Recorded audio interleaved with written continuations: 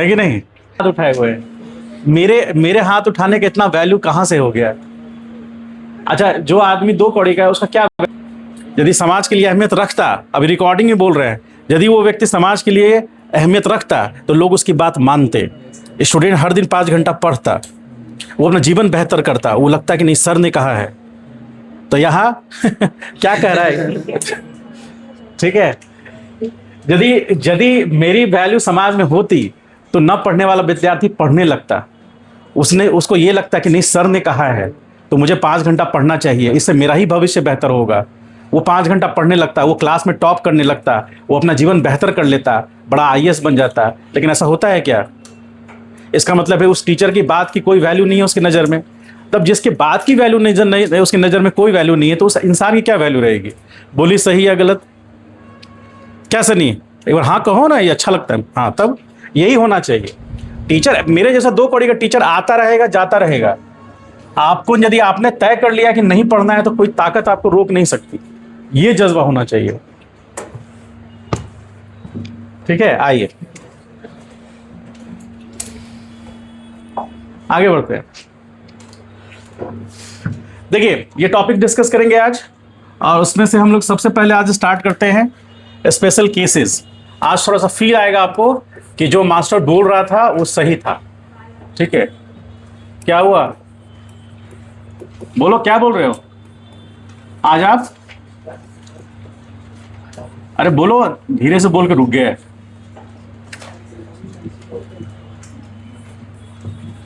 Case first की तरफ चलते हैं हम लोग।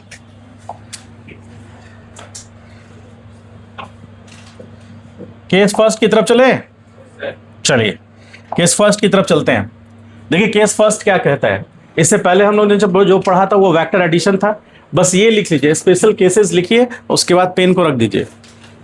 ठीक है, और पेंसिल से पेन मत गिराइएगा, अस्थिर से यहाँ पर देखिए। पानी उन्हें पी लीजिए। ठीक है, जिनको पानी पीना है पी लीजिए। अगले 15-20 मिनट तक पानी नहीं पीना है। ठीक है, कॉन्सेंट्रेशन लेवल एकदम पीक पे रहना चाहिए। कॉन्सेंट्रेशन लेवल का ग्राफ कैसा रहेगा? अरे देखो इधर, अपनी विचार व्यक्त मत करो। कॉन्सेंट्रेशन, ठीक, उसका ग्राफ कुछ इस तरह से पीक पे रहेगा। कब तक? ये ड्यूरेशंस में आपको ये ड्यूरेशन फॉलो करना है। टी बराबर 2 मिनट से लेकर के टी बराबर 26 मिनट तक एकदम कॉन्सेंट्रेशन का लेवल पीक पर। इसके बाद डाउन कर दीजिए, कोई दिक्कत नहीं। मेरा यहां से यहां तक का आपसे डिस्कशन चलेगा। ठीक है, आइए समझिए केस फर्स्ट क्या कह रहा है। हम लोगों ने वेक्टर एडिशन पढ़ा है। वेक्टर एडिशन में हम लोग पैरेललोग्राम लॉ भी पढ़े, ट्रायंगल लॉ भी पढ़े, पॉलीगन लॉ भी पढ़े, ग्राफिकल मेथड खत्म। उसके बाद एनालिटिकल मेथड से भी पढ़े। जो रिजल्टेंट वेक्टर था, 2 वेक्टर का एडिशन, उसका मैग्नीट्यूड क्या था? √a² + b² + 2ab cos theta. उसका डायरेक्शन यदि tan अल्फा लेंगे तो b sin theta upon a + b cos theta, और यदि tan बीटा ले लेंगे तो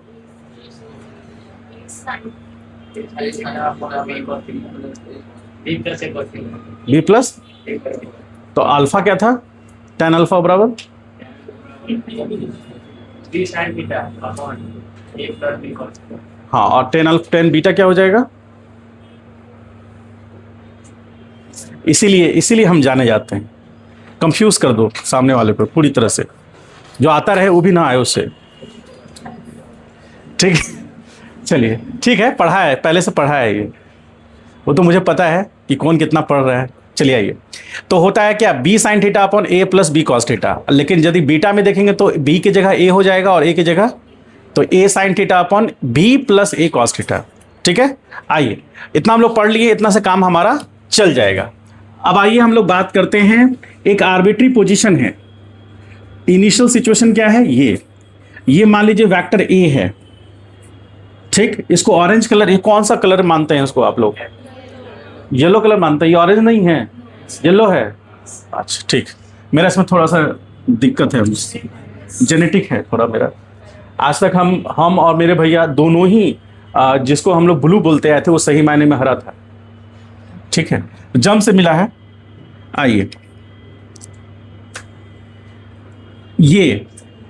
ये वेक्टर बी और ये वेक्टर ए, ठीक है, दो वेक्टर से इनके बीच का इनिशियल एंगल थीटा है। आपको देख करके साफ साफ नजर आ रहा होगा कि mod of vector A is greater than mod of vector B. हमने वी एज्यूम, हमने क्या किया है, ये माना है कि ए का मैग्नीट्यूड बी के मैग्नीट्यूड से ज्यादा है। इसको एकदम ध्यान में रखिएगा, ठीक। तो हम लोग स्पेशल केसेस में केस फर्स्ट में आ गए। तो केस फर्स्ट में कह रहा है कि अब हम मान लेते हैं let theta is equal to 0 case first के लिए। तो यहां पर आप केस ना लिख करके यहां भी लिख सकते हैं, केस फर्स्ट ऐसे भी लिख सकते हैं। हमने क्या माना, थीटा का वैल्यू 0। तो रिजल्टेंट वेक्टर जो आर बनेगा, जो basically vector A plus vector B है ना। रिकॉर्डिंग हो रहा है, ठीक। तो इसका जो रिजल्टेंट का मैग्नीट्यूड होगा mod is equal to root under A square plus B square plus 2ab cos theta. और थीटा का वैल्यू हमने कितना माना है, 0 माना है। तो यहां पर r is equal to root under A square plus B square plus यहां पर 2ab, पूरा दुनिया जानता है cos 0 का वैल्यू 1। वेरी गुड, कितना इंप्रूवमेंट आ गया बताओ। अब इससे थोड़ा और आगे बढ़ते हैं हम लोग। तो थोड़ा आगे बढ़ने पर अब इसके आगे हम लिखेंगे r is equal to root under A square plus B square, और ये हो जाएगा प्लस 2ab। पूरा दुनिया इसे किस नाम से जानती है, a प्लस बी का होल स्क्वायर पे पावर 1/2। इसका मतलब r इज इक्वल टू क्या हो जाएगा, a प्लस बी। ये जो रिजल्ट है ना, ये रिजल्ट बहुत आदरणीय रिजल्ट है, ठीक। इसको खास तौर से ध्यान से देखिए क्या कहना चाह रहा है ये। इसको फिर प्रैक्टिकली हम बताएंगे आपको, ठीक है। देखिए ये रिजल्ट जो आया है इसमें a क्या है, मैग्नीट्यूड ऑफ वेक्टर a है, और b क्या है, b। दोनों डायरेक्टली ऐड हो गया। हम मान लेते हैं आपको समझने के लिए, आपकी समझदारी पर कोई शक नहीं है मुझे, लेकिन आपको समझने के लिए हम थोड़ा सा इसको ऐसे बनाते हैं। आप लोग बताइएगा कि क्या सर ये सही है या गलत है, जैसा आपको ठीक लगेगा आप बताइएगा, ठीक है। इसको थोड़ी देर के लिए हटा दें। चलिए देखिए यहां पर ध्यान से, हम थोड़ी देर के लिए मान लेते हैं let mod of vector A, ध्यान से फोकस्ड होकर देखिए, mod of vector A is equal to 4 newton, ठीक, और mod of vector B is equal to 3 newton. ऐसा हो सकता है क्योंकि हमने माना है कि वेक्टर ए का मैग्नीट्यूड वेक्टर बी के मैग्नीट्यूड से ज्यादा है, ठीक।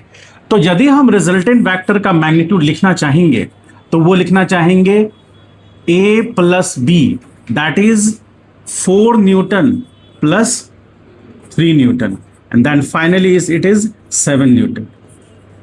तो रिजल्टेंट वेक्टर का जो मैग्नीट्यूड आया वो 7 न्यूटन आया, और ये मैक्सिमम है। तो हम ऐसा लिख सकते हैं R max is equal to क्या, ए प्लस बी, और हम ऐसा भी लिख सकते हैं R max mod is equal to mod of A vector plus mod of second vector. समझ गए। तो यहां एक चीज और लिखा जा सकता है, यदि आप थोड़ा और तवज्जो दें तो यहां एक और चीज लिखा जा सकता है। वो क्या लिखा जा सकता है, vector A plus vector B का mod is equal to mod of A vector plus mod of B vector. ये बहुत ही महत्वपूर्ण घटना है, समझिए कितना इंपॉर्टेंट है। आज से 1000 साल पहले मैंने कुछ करके दिखलाया था आपको, फिर से करके दिखाते हैं। मान लीजिए हम खड़े हैं यहाँ, मेरा एक फ्रेंड ए कितना न्यूटन फोर्स लगा रहा है, 4, और दूसरा फ्रेंड भी बी कितना न्यूटन फोर्स लगा रहा है, 4 नहीं भाई, 4 रहता तो ऐसे रहता ना, ऐसे कर रहे नहीं, समझ रहे हो, ऐसे ऐसे कर रहे हैं 4, ऐसे कर दोगे क्या हमको, ऐसे करेंगे तब ना 4 बराबर होगा, यहाँ किए हैं, समझ रहे हो भावनाओं को, 1 न्यूटन कम है, ठीक है। तो 4 और 3, तो मेरे अब दोनों का डायरेक्शन सेम है, थीटा कितना है, अरे थीटा सेम नहीं होता, 0 होगा, कितना देर से किए रहे, 4 न्यूटन 3 न्यूटन, ठीक है, और दोनों के बीच का एंगल 0, ऐसे करेंगे तो सब आता है आपको 0, तो 0 कर दिए। अब इस पे जो मेरे बॉडी पे फोर्स लगेगा 4 + 3 कितना लगेगा, तो 7 न्यूटन लगा।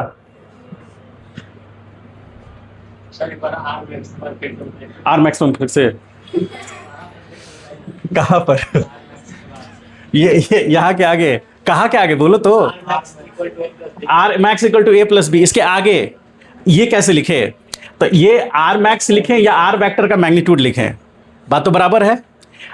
आर लिखा हुआ है जस्ट, मतलब क्या, रिजल्टेंट वेक्टर का मैग्नीट्यूड। अब उस पर एरो देके मॉड ले लीजिए या सिंपली आर लिख दीजिए, मैग्नीट्यूड रिप्रेजेंट करता है। जैसे यहाँ ए, यदि ए को हम और तरीके से कैसे लिख सकते हैं, ए को हम एक और तरीके से ऐसे लिख सकते हैं ना, वेक्टर ए मॉड, है ना, एरो दे दिए हैं तो मॉड देना पड़ेगा, और मॉड नहीं देना चाहते तो एरो भी हटा दीजिए, समझ गए। तो ये रिप्रेजेंट कर रहा है वेक्टर ए का मैग्नीट्यूड, ये रिप्रेजेंट कर रहा है वेक्टर बी का मैग्नीट्यूड, ठीक है। दोनों को हम ऐड कर दिए तो आर जो रिजल्टेंट वेक्टर है उसका मैक्सिमम वैल्यू मिला, उससे ज्यादा उसको मिल नहीं सकता। मेरे बॉडी पर नेट फोर्स कितना हो सकता है, यदि 4 न्यूटन 3 न्यूटन लगेगा तो नेट फोर्स 7 हो सकता है, 7 से ज्यादा कैसे हो सकता है। आप इधर कर दीजिएगा तो कितना होगा, 3 न्यूटन इधर 4 न्यूटन इधर, कितना होगा तब 1 न्यूटन, तो 4 - 3 हो गया ना, ठीक है। तो मैक्सिमम कितना हो सकता है 4, आप कहेंगे नहीं सर दोनों फोर्स इधर लगेगा, तो फिर एंगल कितना हो गया, 0 हो गया ना। दोनों वेक्टर्स के बीच का एंगल देखना है। अब मान लीजिए ऐसे है तो दोनों वेक्टर्स के बीच का एंगल कितना होगा, किसी भी डायरेक्शन में हो लेकिन उनके बीच का एंगल तो 0 है।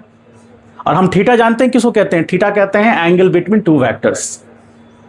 वो ये नहीं कहता कि एक्स एक्सिस से कितना एंगल बनाएगा, वो नहीं कह रहा है, वो कह रहा है सिंपली एंगल बिटवीन 2 वेक्टर्स। यदि दोनों वेक्टर्स एक ही डायरेक्शन में है तो फिर से 0 होगा, वाई में भी लेंगे तो भी 0 होगा, पॉजिटिव एक्स में लेंगे तो भी 0 होगा, ठीक है। तो उनके बीच का एंगल 0 होना चाहिए। तो ये हमारा मैक्सिमम वैल्यू होगा, इसलिए आर मैक्स लिख रहे हैं, मतलब रिजल्टेंट वेक्टर का मैक्सिमम मैग्नीट्यूड। वो कैसे मिलेगा, तो फर्स्ट वेक्टर के मैग्नीट्यूड प्लस सेकंड वेक्टर के मैग्नीट्यूड से मिलेगा।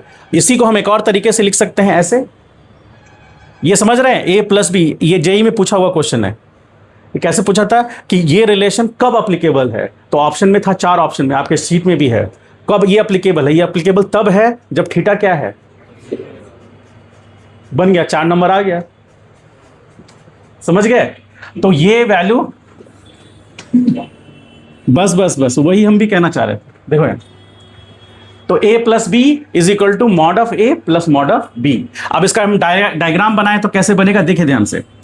डायग्राम बनाएंगे तो ये वेक्टर a हुआ, ठीक, और ये वेक्टर b होगा, ध्यान से देखिए सब लोग, ये वेक्टर b होगा और ये वेक्टर a होगा। दोनों के बीच का एंगल थीटा कितना है, थीटा यहां 0 डिग्री है। अब रिजल्टेंट वेक्टर भी इधर ही है, और रिजल्टेंट वेक्टर कितना है, और रिजल्टेंट वेक्टर का मैग्नीट्यूड कितना है, तो सबसे ज्यादा होगा, उसको उजला से दिखाते हैं, उजला समझते हैं, ओ अंग्रेजी,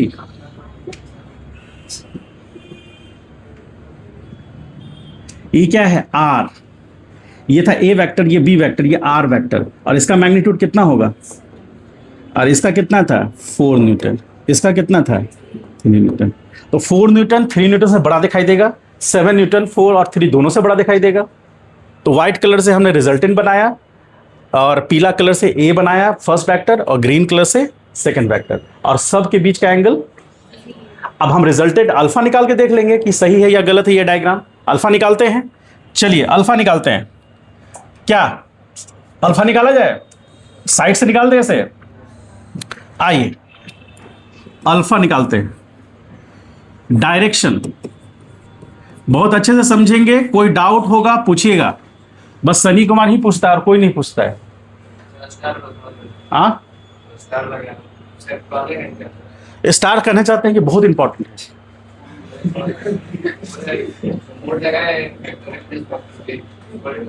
वेक्टर है mod of vector M plus mod, हाँ क्या ऐसा इसलिए किए कि रिजल्टेंट वेक्टर, देखो अभी भावुक है बेचारा वो, इंस्टाग्राम फेसबुक ज्यादा चल रहा है क्या? नहीं ना, आईडी नहीं है तो कर क्या रहे हो? आरबीसी को आरसीबी को जिता रहे हो, क्या कर रहे हो? आइए देखिए, इसकी इस तुम्हारे इस समस्या प्रश्न के उत्तर के लिए हमको अतीत में चलना पड़ेगा। अतीत में चल रहे हैं हम लोग। आइए, resultant vector R is equal to vector A plus vector B. ठीक, ध्यान से देखिए, अब यदि मॉड हम आर वेक्टर लेंगे तो इधर भी मैंने बोला था ना, इक्वल टू के लेफ्ट साइड क्या है? मैग्नीट्यूड है ना? तो राइट साइड भी क्या होना चाहिए? तो लगाइए मैग्नीट्यूड। तो जहां कहीं भी आर वेक्टर का मॉड लेंगे तो हम वहां ए प्लस बी का मॉड ले सकते हैं ना, लेकिन ये बराबर ऐसे मत लिख दीजिएगा भावुक होकर। ऐसा कोई जरूरी नहीं है कि उसके बराबर हो जाए, ये तब होगा जब थीटा क्या होगा, ऐसे नहीं होगा। समझ गए? अब धीरे धीरे लेवल समझ आ रहा है ना वेक्टर का, धीरे वेक्टर का अपना लेवल है। ठीक है, क्यों? क्योंकि यदि हम रिजल्टेंट निकाल रहे हैं, वो रिजल्टेंट दो वेक्टर के एडिशन से बना है, तो रिजल्टेंट का मैग्नीट्यूड दोनों वेक्टर के एडिशन के मैग्नीट्यूड के बराबर होगा। लेकिन यदि थीटा 0 नहीं है तो उनके बीच का एंगल 7 न्यूटन से कम होगा, मतलब उनके बीच का वैल्यू 7 न्यूटन से कम होगा। जब थीटा 0 नहीं है तो 7 न्यूटन से कम होगा। मान लीजिए 90 डिग्री है तो cos 90 पूरा दुनिया जानता है, 0 तो root under A square plus B square, उसका जो भी वैल्यू होगा वो 7 न्यूटन का भी होगा ही नहीं, उससे कम होगा। इसीलिए उस केस में mod of A plus mod of B नहीं ले सकते हैं, वो बराबर नहीं होगा। समझ गए? तुमको समझ में आया? कौन था जी? समझ में आया? ठीक, आइए तो अब हम लोग बात करते हैं डायरेक्शन का। अब डायरेक्शन को ध्यान से देखिए, पूरा दुनिया जानता है tan अल्फा बराबर क्या होगा? B sine. वाह, कितना अच्छा लग रहा है। चलिए सब लोग पढ़ के आए। tan अल्फा बराबर, अब b पता है आपको? अब थीटा कितना है?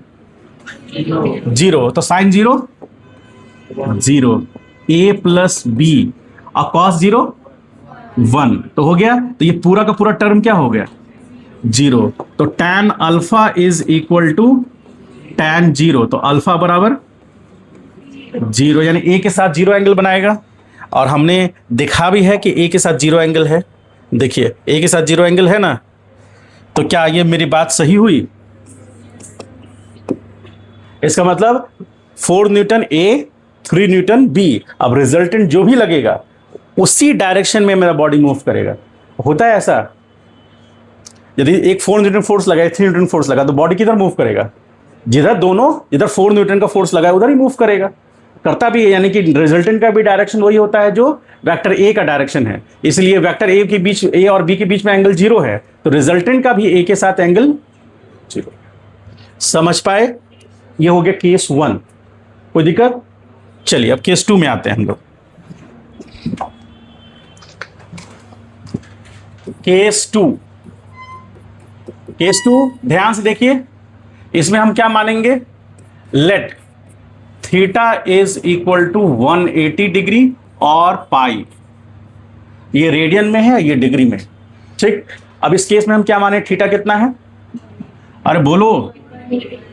तो ये मीन पोजीशन है। अब यहां से हम लोग देखते हैं, यहां से एक वेक्टर हम a ले लिए और यहां से दूसरा वेक्टर हम b ले रहे हैं। ठीक है, पूरी दुनिया जानती है कि b छोटा है किससे? a से। और ये एंगल यदि हम देखेंगे तो ये एंगल कितना होगा? 180 और पाई। ठीक है, b का मैग्नीट्यूड a के मैग्नीट्यूड छोटा है, देख भी रहा है। अब हम लोग यहां निकालते हैं r, क्योंकि r is equal to vector a plus vector b, ऐसा होगा। इसीलिए mod of r vector is equal to mod of a plus b, और वो कितना होगा? Root under a square plus b square plus 2ab cos 180 होगा ऐसा। तो रिजल्टेंट वेक्टर का मैग्नीट्यूड हुआ, तो आर वेक्टर का मैग्नीट्यूड बराबर रूट अंडर ए स्क्वायर, सब लोग देखिए यहां पर B square plus 2ab cos 180 का वैल्यू, वेरी गुड, -1, ठीक। तो अब देखिए यहां पर r is equal to root under A square plus B square minus 2ab, पूरा दुनिया जानती है इसको कैसे, तो हो गया a माइनस बी का होल स्क्वायर रूट। तो फाइनल रिजल्ट क्या आएगा,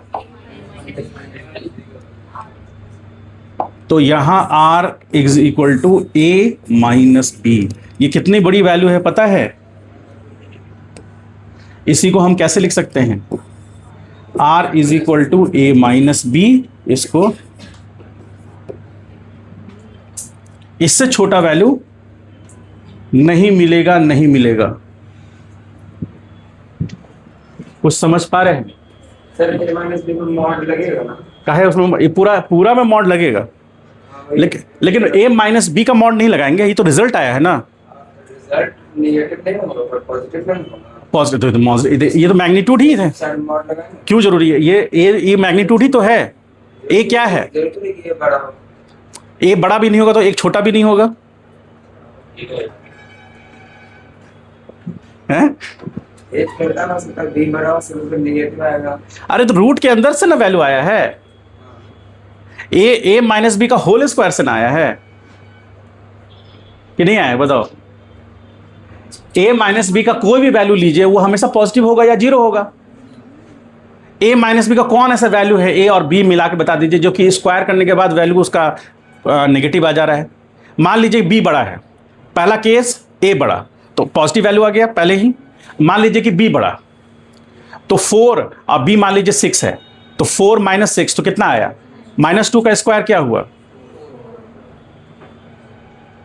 मेरी समस्याओं को समझ रहे हो, ये यहां पर ध्यान दो, है ना।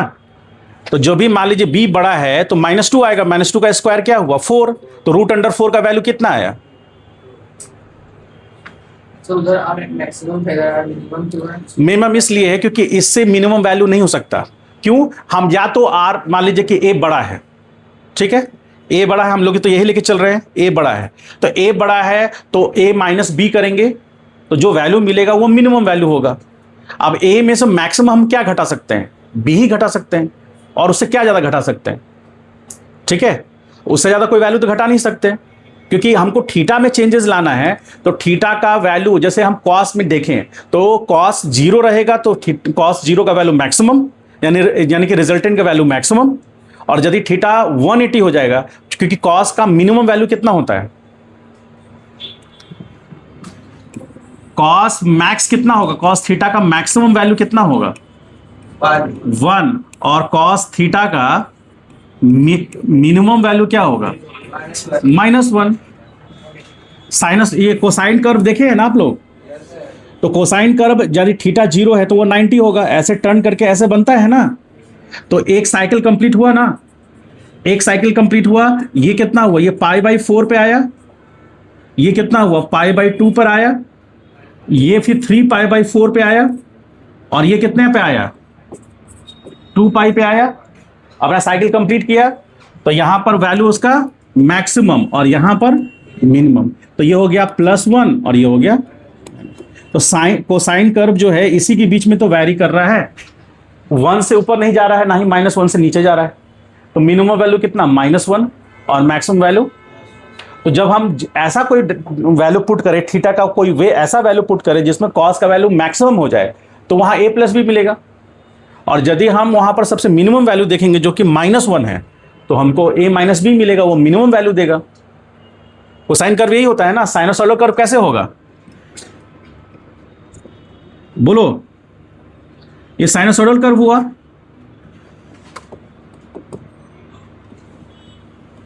साइनसॉइडल कर्व, ठीक। और ये क्या हुआ, कोसाइन कर्व। अरे हुआ, पढ़े हैं कि पढ़ना बाकी है, बाकी है, अभी सुबह बाकी है, अभी शाम बाकी, जिंदगी कंप्लीट होने में पूरा चलिए अब आगे बढ़े। हो गया, ये समझ में आया। अब डायग्राम बना लेते हैं इसका। पूरा दुनिया जानता है इसका डायग्राम क्या होगा। तो रिजल्टेंट वेक्टर जो आर मैक्स मिला है, आर मिनिमम मिला है, तो R minimum is equal to mod of A vector minus mod of B vector, ऐसा लिख सकते हैं क्या? तो इस केस में हम क्या लिखेंगे? इस केस में हम ऐसे लिख सकते हैं, ए प्लस बी का mod is equal to mod of A vector minus mod of B vector. अरे बोलो, लिख सकते हैं। अब इसमें एक और पॉइंट जोड़ेंगे, लेकिन आगे चलकर जोड़ेंगे। अब हम लोग बात करते हैं डायग्राम एंगल का। अब डायरेक्शन की बात करते हैं। ठीक, सबको पता है डायरेक्शन। डायरेक्शन में आ जाइए, tan alpha. Tan alpha, alpha किसके साथ एंगल है? ए वेक्टर के साथ एंगल है। तो ये बी साइन थीटा अपॉन ए प्लस बी कॉस थीटा। अब थीटा यहां पर कितना है केस 2 में? 180। तो बी साइन 180 सब जानते हैं क्या होगा? 0 होगा। ठीक, तो ये वैल्यू कितना आ गया? 0 हो गया। तो यहां पर tan alpha is equal to tan 0, और क्या हो सकता था? 180। लेकिन अभी हम लोग क्या ले रहे हैं? ए के साथ एंगल ले रहे हैं। तो ए के साथ एंगल क्या बनेगा? अल्फा बराबर 0। इसका मतलब है ग्राफ हमारा कुछ इस तरह का बनेगा। जैसे ध्यान से देखिएगा, यहां ये हो गया हमारा वेक्टर ए, ठीक, और ये हो गया हमारा वेक्टर बी। Vector B. अब रिजल्टेंट हम ग्रीन कलर से दिखाते हैं। तो रिजल्टेंट किधर जाएगा? ये आर वेक्टर होगा, और यहां पर थीटा कितना है? Theta is equal to 180 degree. लेकिन अल्फा कितना है? कुछ इस तरह का होगा। कुछ समझ में आया? बीटा देखिए कितना आएगा। बीटा का वैल्यू क्या होता है? tan beta is equal to B sine, चलिए ए साइन, कोई बात नहीं, बी प्लस ए। तो ये भी 0 होगा। ठीक है, तो tan का वैल्यू 0, और कितने पे रिपीट करेगा वो? 180 पे रिपीट करेगा। तो यहां 0 भी लिख सकते हैं और 180 भी लिख सकते हैं। तो बीटा कितना आ जाएगा? 180, क्योंकि अल्फा हम ले चुके हैं ना। तो बीटा कितना हो जाएगा? ये बीटा होगा, और ये होगा 180 डिग्री। समझ गए? और ऐसे भी आप जानते हैं alpha plus beta theta. Theta कितना है? 180। तो अल्फा यदि 0 है plus beta is equal to 180, तो बीटा कितना होगा? क्या मेरी बात से सहमत हैं सब लोग? इसीलिए यदि इधर लगा 4 न्यूटन, इधर लगा 3 न्यूटन, दोनों के बीच का एंगल 180 डिग्री, तो 4 और -3 करेंगे तो मेरा बॉडी 1 न्यूटन से किधर जाएगा? जिधर ए है। ठीक है, जिधर ए है। अब मान लीजिए इसी केस में इधर 4 लग रहा है, इधर 4 लग रहा है, यानी ए का मैग्नीट्यूड और बी का मैग्नीट्यूड बराबर हो जाए, तो रिजल्टेंट वेक्टर का मैग्नीट्यूड क्या है? ए माइनस बी। यदि दोनों का मैग्नीट्यूड बराबर है, यानी कि ए का मैग्नीट्यूड बी के मैग्नीट्यूड बराबर, तो 0 हो जाएगा। तो बॉडी वहीं रह गया। बॉडी पे नेट फोर्स क्या हो गया? तो रिजल्टेंट क्या हो गया? 0। समझ पाए? तो उस केस में ये जो ग्रीन कलर से बना है वो 0 हो जाएगा। तो बॉडी पे नेट फोर्स 0 हो गया, बॉडी वहीं रह जाएगा, है ना? क्योंकि फोर्स वेक्टर है, तो वेक्टर की तरह उसको देख सकते हैं हम। चलिए, केस 2 क्लियर हो गया? कोई डाउट? चलिए अब आते हैं केस 3 में।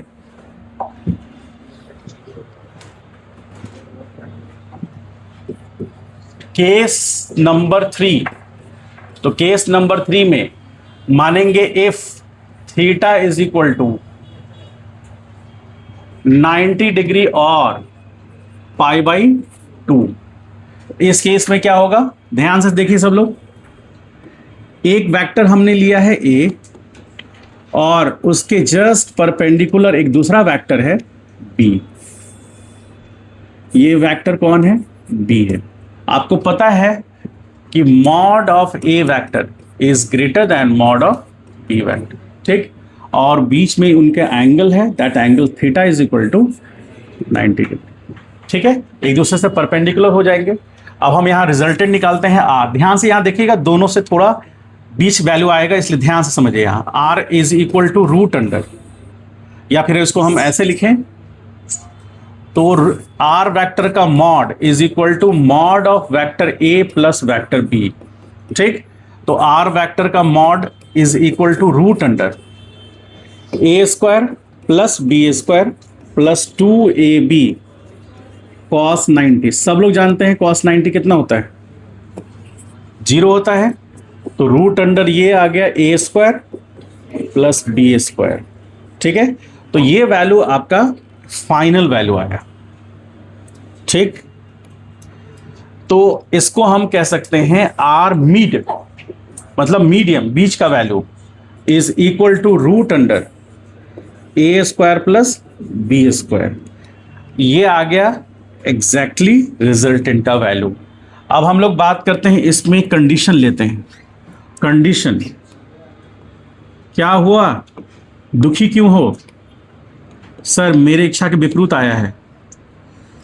कंडीशन फर्स्ट कर लीजिए। कंडीशन फर्स्ट क्या कह रहा है, या कंडीशन यही मान के चलते हैं। कंडीशन मान लीजिए कि लेट, थोड़ी देर के लिए मान लेते हैं कि ए वेक्टर का मैग्नीट्यूड बराबर है बी वेक्टर के मैग्नीट्यूड से। ठीक है, यदि दोनों का मैग्नीट्यूड बराबर है तो क्या होगा, तो R is equal to root under A square plus A square. तो आर बराबर रूट अंडर 2a स्क्वायर, तो R is equal to root 2a आएगा। इसका मतलब रिजल्टेंट वेक्टर का magnitude root under 2 into A होगा। कब, जब दो वेक्टर एक दूसरे से 90 डिग्री पे होंगे और दोनों का मैग्नीट्यूड क्या होगा, इक्वल होगा। यदि इक्वल नहीं होगा तो ये होगा। ठीक है, तो यदि इक्वल नहीं है, ध्यान से देखिए, यदि इक्वल नहीं है तो कुछ इस तरह से डायग्राम बनेगा। ये हो गया वेक्टर बी और ये हो गया वेक्टर ए। तो यहां से क्या हो रहा है, आपस में विचार विमर्श कर रहे हो, वो भी आगे बैठ के। ये क्या है, आर, तो आर बराबर क्या है, ए प्लस बी। ध्यान से देखिए, ये जो एक बना है पैरेललोग्राम, कैसा बना है, अरे कैसा पैरेललोग्राम बना है, रेक्टेंगुलर बना है। ठीक है, यदि दोनों का मैग्नीट्यूड बराबर हो जाए तो कैसा बनेगा, स्क्वायर बनेगा। तो स्क्वायर का जो डायगोनल का लेंथ होगा वो क्या होगा, यदि ए साइड का स्क्वायर है तो, यदि एक स्क्वायर है तो उसका डायगोनल का लेंथ क्या होगा, हाँ,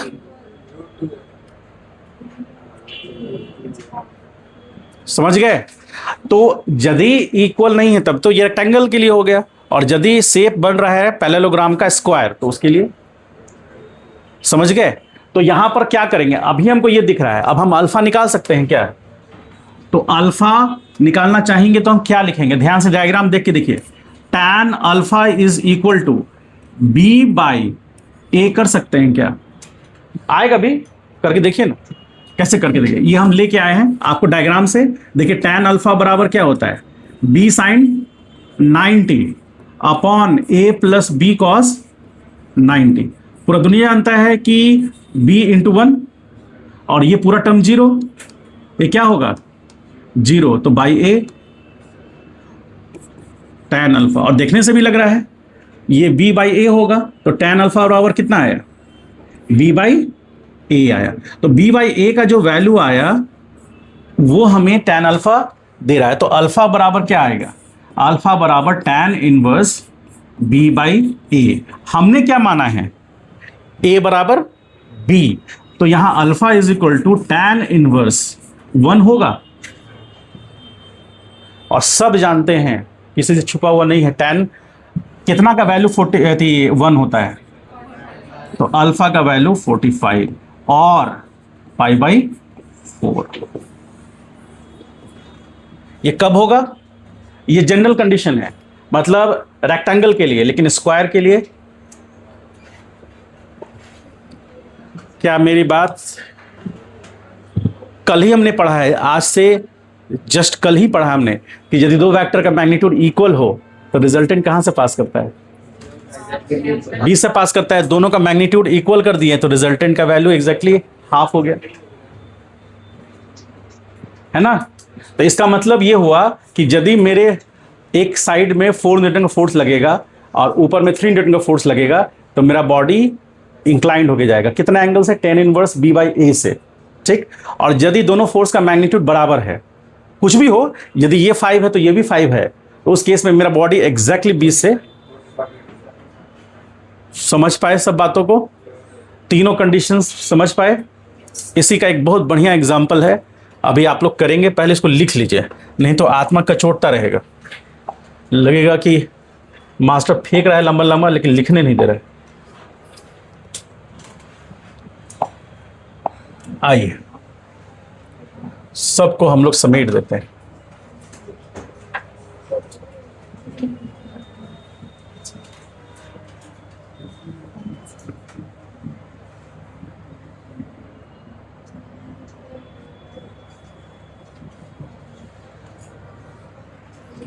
अब ठीक है?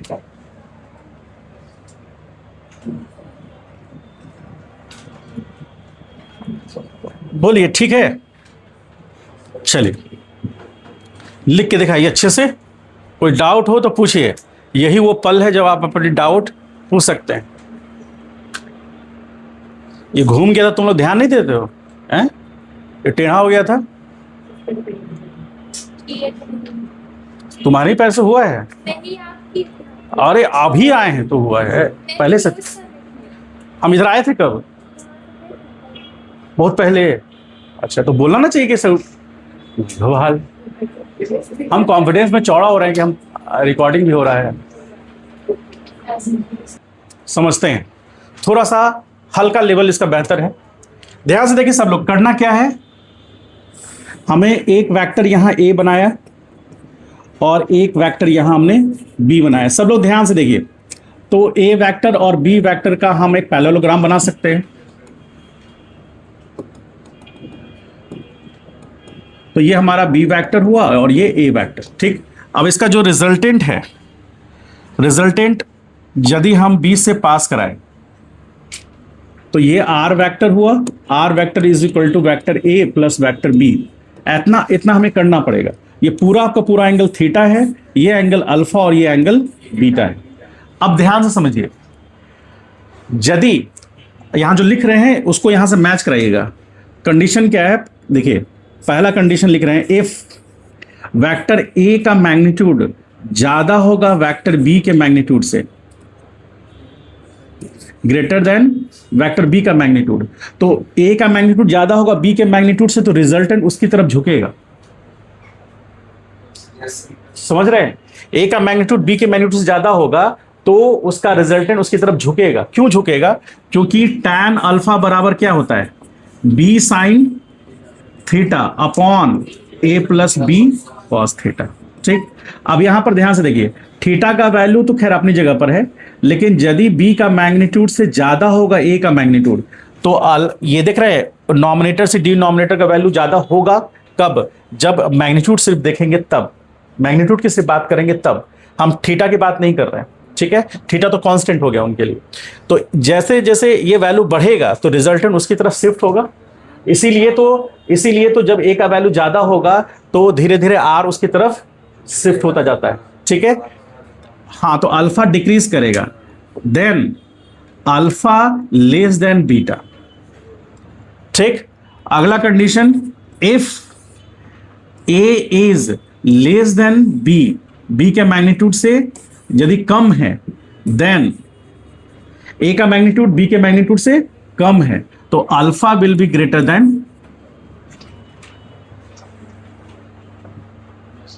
समझ गए? जैसे हम लोग सेकंड केस में देखे थे, उसमें क्या आया था, जो ए वेक्टर बड़ा था, जब सेकंड केस कौन सा, ए पॉजिटिव एक्स एक्सिस में है और बी उसके अपोजिट था, तो जो कि ए का मैग्नीट्यूड ज्यादा था इसीलिए जो रिजल्टेंट वेक्टर था वो ए की तरफ चला गया, है ना, ए की तरफ शिफ्ट हो गया, इसीलिए तो उनके बीच का एंगल 0 हो गया। तो वहां अल्फा 0 आया और बीटा 180 आ गया। याद है?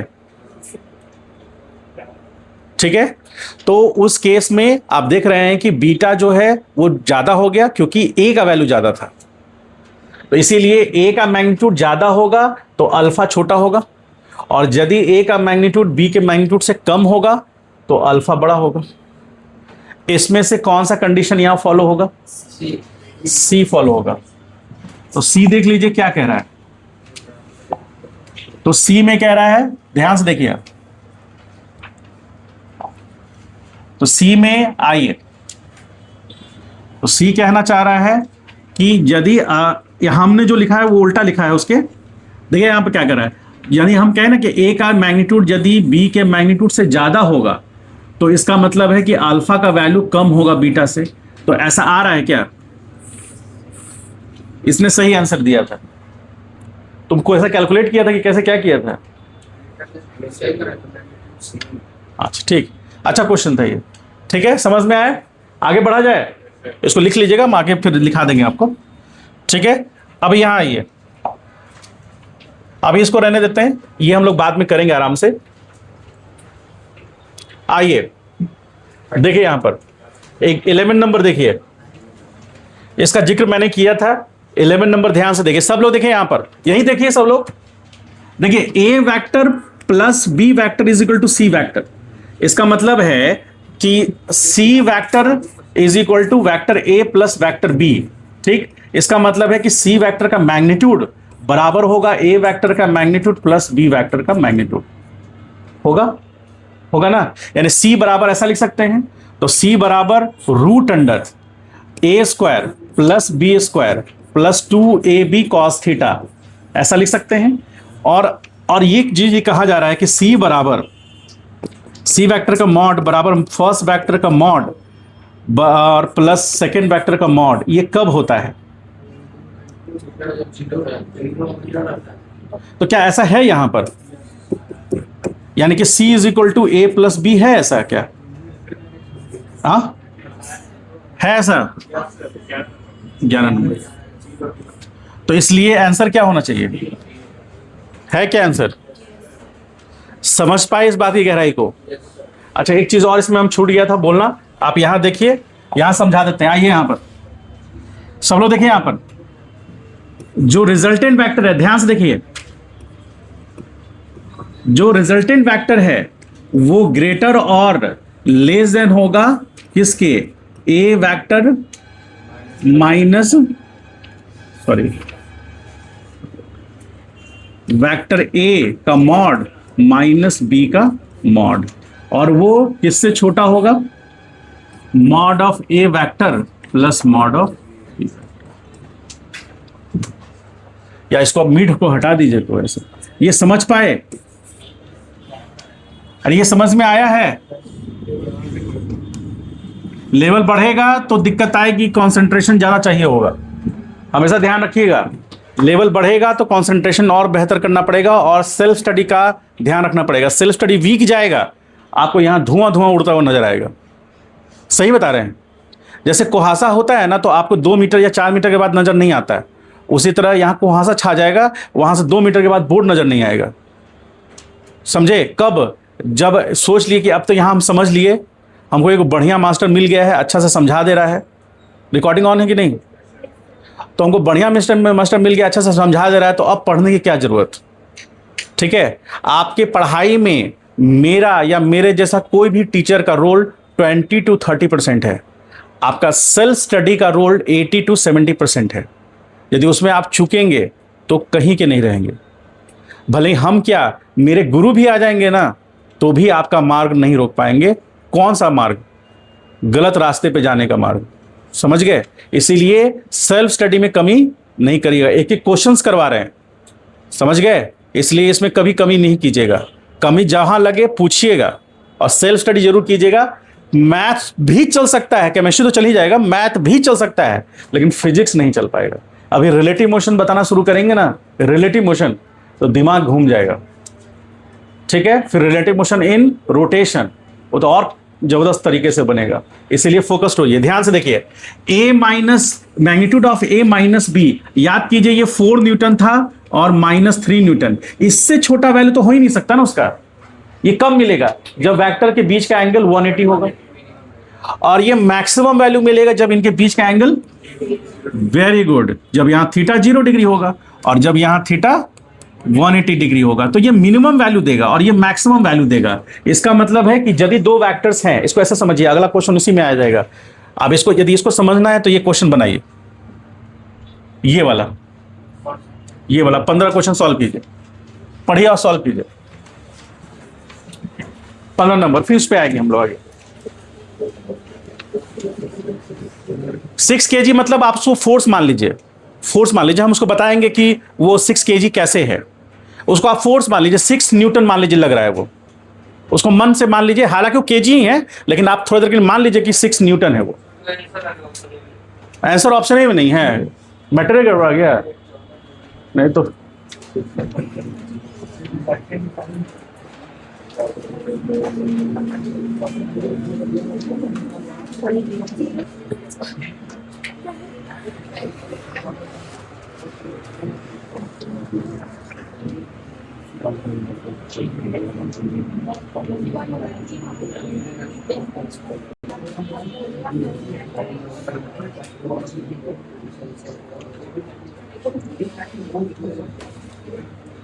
चलिए देखिए सब लोग, नहीं बना कोई बात नहीं, देखिए कैसे ऑब्जर्व करना है। अभी ध्यान से यहां देखो तुम लोग, देखिए क्या कह रहा है कि 3 forces of magnitude 6 newton and root under 72 newton, ठीक है, act on a corner of a cube along 3 sides shown in figure, ठीक है। आप देखिए एक फोर्स इधर लग रहा है 6 न्यूटन का, एक नेगेटिव, ये इसको जेड एक्सिस मान लीजिए, इसको एक्स मान लीजिए, इसको वाई मान लीजिए, ठीक है, किसी को भी एक्स वाई जेड मान लीजिए, कोई फर्क नहीं पड़ता।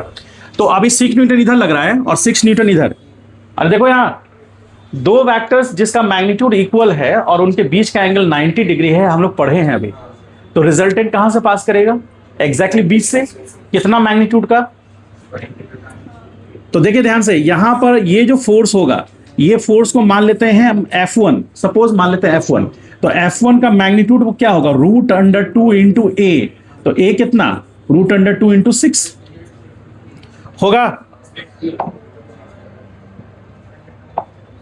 तो इसको हम क्या ले सकते हैं? बराबर यहां पर क्या ले सकते हैं? देखिए ध्यान से, यहां रूट अंडर 2 इंटू 6 लिख सकते हैं, हो सकता है। तो ये फोर्स तो निकल गया और इसका मैग्नीट्यूड कितना है F1 का? Root under 2 into 6। अब आइए, ये फोर्स और ये जो रूट अंडर 72 है, इनके बीच का एंगल क्या होगा? 90 डिग्री। फिर से दो वेक्टर्स हैं हमारे पास जो कि एक दूसरे से 90 डिग्री पर है, और जिसमें एक का मैग्नीट्यूड रूट अंडर 2 इंटू 6 है और दूसरे का रूट अंडर 72 को रिजॉल्व करके देखिए कितना आएगा। तो इसको मान लेते हैं हम F0 मान लेते हैं और इसको F1 मान लिए हैं। तो मान लेते हैं F डैश कोई रिजल्टेंट है जो किससे मिलेगा? F1 और प्लस F0 के एडिशन से मिलेगा। तो अब हमको यदि F डैश पता करना है तो रूट अंडर दोनों फोर्सेस का मैग्नीट्यूड, इसका मैग्नीट्यूड कितना होगा? रूट अंडर 36 इंटू 2 होगा ना, और रूट अंडर 36 को हम क्या लिख सकते हैं? हाँ, तो 6 इंटू 6, तो यहां पर रूट अंडर 2 इंटू 6 हो गया ना। अब ये देखिए दोनों फोर्सेस का मैग्नीट्यूड क्या है? इक्वल है, और दोनों से एक दूसरे से कितने एंगल पर है? तो फिर रूट 2a, तो यहां a क्या है? रूट अंडर 2 6, इसका a का वैल्यू है। तो यहां पर हम डायरेक्ट लिख सकते हैं, देखिए क्या है, यहां f dash is equal to root under 2 into a कितना है? यहां रूट अंडर 2 इंटू 6 है। तो यहां रूट 2 इंटू रूट 2 यानी कि 2 into 6 that is equal to 12 newton. अब एक्ट कहां करेगा? एक फोर्स इधर है, एक फोर्स अपवर्ड है, तो उनका जो रिजल्टेंट होगा वो, यानी एक है O से B और एक दूसरा है O से G, तो रिजल्टेंट जो पास करेगा वो O से E पास करेगा, होगा। मेरी बात समझ में आई है या फिर कोई दिक्कत है तो बोलिए।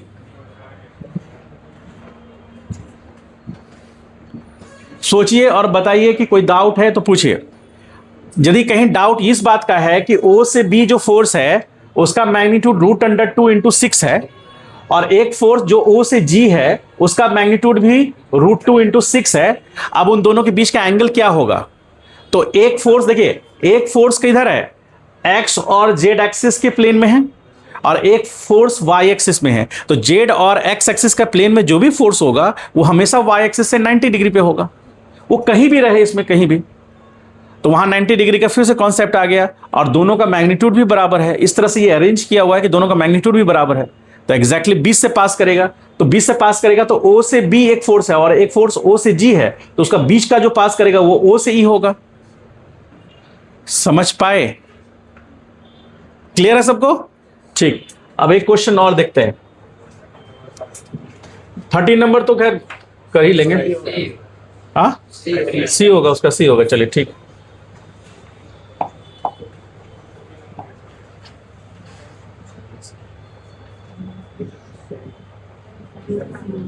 एक तो ये आ गया, एक क्वेश्चन और देना चाहते थे। हाँ, ऊपर वाले ये ले लीजिए। 18 हो गया ना, 19 हो गया है। 19 करिए, 19 और 20 और 21 तीनों करिए तो सॉल्व। 19, 20 और 21। 19 का ऑप्शन गलती देख लेंगे। चलिए,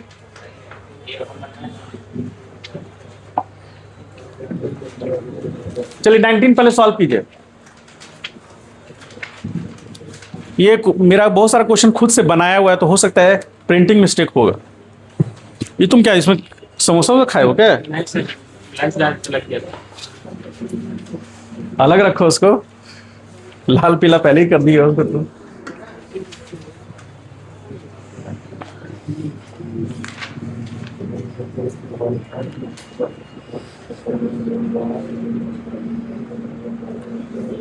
तो हमको बिना बताए भी कर सकते हो जाता है ऐसे। आई ठीक है, R बराबर क्या है, A/3 और A is equal to B है ना। मॉड ऑफ A बराबर मॉड ऑफ B है। ठीक, तो R is equal to root under A² plus B² plus 2AB cos theta. Theta ही तो निकालना है, तो यहां पर क्या लिखेंगे, A/3 रूट अंडर यहां A² plus A² plus 2A² cos theta. क्या ऐसा नहीं लिख सकते हम लोग? तो यहां A/3 है इज इक्वल टू, यहां हो जाएगा 2A² कॉमन लेंगे तो 1 प्लस कॉस थीटा लिख सकते हैं, और यहां स्क्वायर/9 कर दें, कर सकते हैं ऐसे। तो यहां A²/9 इज इक्वल टू इतना लिख सकते हैं। तो A² से A² चला गया, बोलिए होगा ऐसा? A² से A² चला जाएगा, तो यहां आ जाएगा 1/18 is equal to 1 plus cos theta. होगा ऐसा? अरे होगा ऐसा? तो ये 1 इधर जाएगा तो माइनस हो जाएगा, तो -17/18 लिख दें ऐसे, या फिर स्टेप बाय स्टेप चले। -1 बराबर कॉस थीटा। तो यहां पे आइए, यहां पर 18 होगा तो 1 - 18/18 is equal to cos theta. तो -17/18 is equal to cos theta. तो थीटा इज इक्वल टू क्या हो गया, कॉस इनवर्स -17/18। ये मैंने खुद बना करके उसका आंसर दिया है उस पर। हाँ, तो कॉस इनवर्स यहां है ना, देखो ना। थीटा को हटाए, वहां से कॉस हटाएंगे, ऑपरेटर हटाएंगे तो थीटा निकालने के लिए इन्वर्स करेंगे ना। होना चाहिए तो सॉल्व, इजी क्वेश्चन तो था, आ गया था ना। cos थीटा के लिए फॉर्मूला नहीं था? कॉस थीटा की जगह पर कौन, cos थीटा का फॉर्मूला 1 प्लस कॉस थीटा का वो लगा सकते हैं, लेकिन मेरा ऑप्शन में तो ये है ना, वो लगा सकते, क्यों नहीं लगा सकते, लेकिन मेरा ऑप्शन में जो है उसके अकॉर्डिंग चलेंगे ना। उसको लगाने से जो हम चाह रहे हैं वो नहीं आएगा, दूसरा आ जाएगा, वो ऑप्शन में नहीं होगा। लगा तो सकते ही हैं, समझ गए? चले आगे। और लास्ट क्वेश्चन, अगला क्वेश्चन कौन सा है? 20 नंबर क्या कर रहा है, A vector is equal to B plus C, यानी ए क्या है, ए रिजल्टेंट है किसका, बी और सी वेक्टर का एडिशन का रिजल्टेंट है वो, and magnitude of A B and C, सबका मैग्नीट्यूड दे रखा है तीनों का। तो आपसे क्या पूछ रहा है, then angle between A and C क्या होगा, ए एंड सी क्या कर रहा है, ए एंड सी, इसका मतलब बीटा, याद नहीं है? आर बराबर हम क्या लिए थे, ए प्लस बी लिए थे। तो यहां पर क्या है, यहां ए है आर की जगह पर, और ये कितना है, बी और प्लस सी। तो आर और बी के बीच में जो एंगल था वो कौन सा था, बीटा। तो ए और सी के बीच में जो एंगल होगा वो भी बीटा होगा।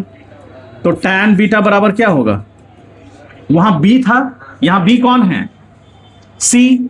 तो सी साइन वन है, सॉरी बी नहीं ना था, उसमें ए होगा ना, ए। तो यानी कि बी साइन थीटा अपॉन ए प्लस, वहां पर क्या था, बी प्लस ए कॉस थीटा। तो बी यहां पर कौन है, सी, और ए कौन है, ए बी है। ठीक है, अब इस वैल्यू को पुट कीजिए और उसमें पुट कीजिए, बी कितना दिया हुआ है आपको, ए 5 है, बी 4 है, तो बी का वैल्यू कितना हो जाएगा, 4 साइन, और इससे एंगल निकाल सकते हैं आप, एंगल पता है ना, इससे एंगल कितना हो जाएगा। अरे यदि आपको तीन वेक्टर्स के बीच में रिलेशन दिया है, सब दुखी कर रहा है हमको।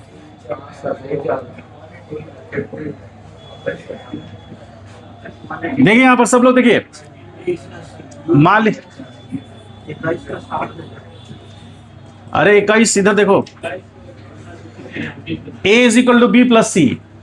ए का मॉड कितना है, 5 यूनिट है, और बी का मॉड कितना है, 4 यूनिट है, और सी का यूनिट कितना है, 3 यूनिट। ठीक, तो हम लिख सकते हैं 5 is equal to root under B square plus C square plus 2 BC cos theta. सब वैल्यू पता है तो आप नहीं कर सकते थीटा। तो ये 5 square equal to root under, ध्यान से देखिए, बी कितना है 16 और प्लस 9 प्लस 2 इंटू 4 इंटू क्या होगा 3, अरे होगा 2 इंटू 4 इंटू 3, और कॉस थीटा होगा।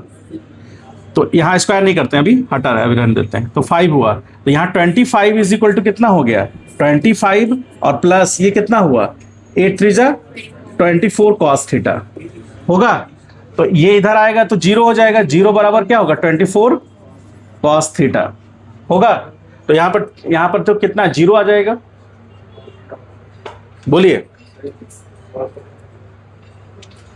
बोलिए। नहीं तो यहां पर कुछ और टर्म भी होंगे ना, कैसे हो जाएगा, रुक जाइए।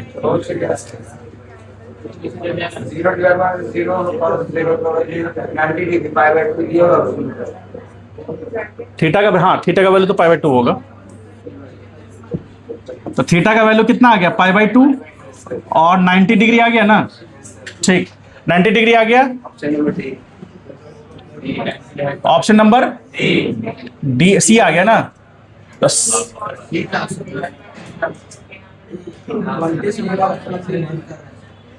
कौन सा है 20? 50, रुक जाओ।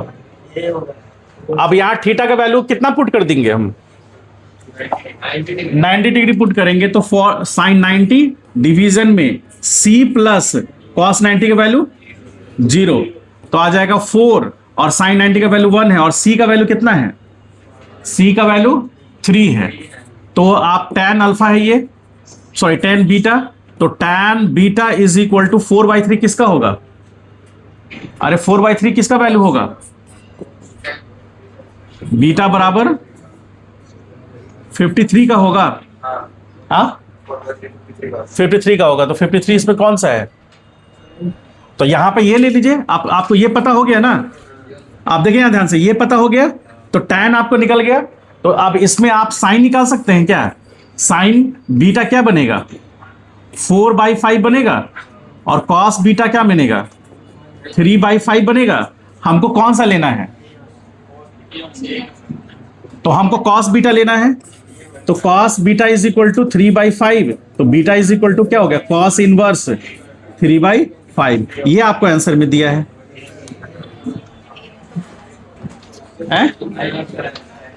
आ गया सर, आया।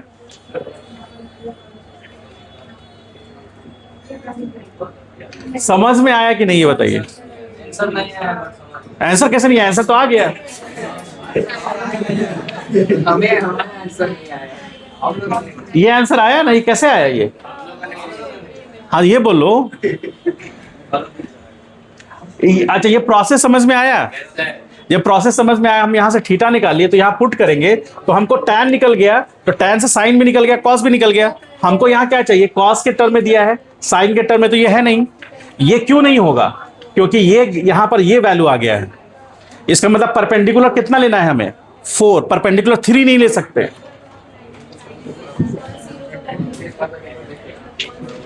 चलिए होमवर्क दे देते हैं,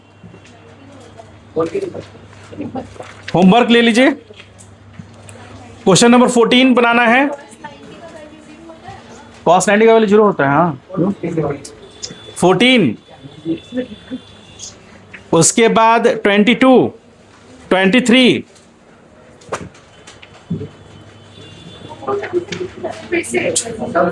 14, 22, 23, 24, 25, 26, 27। बस कल मिलते हैं हम लोग।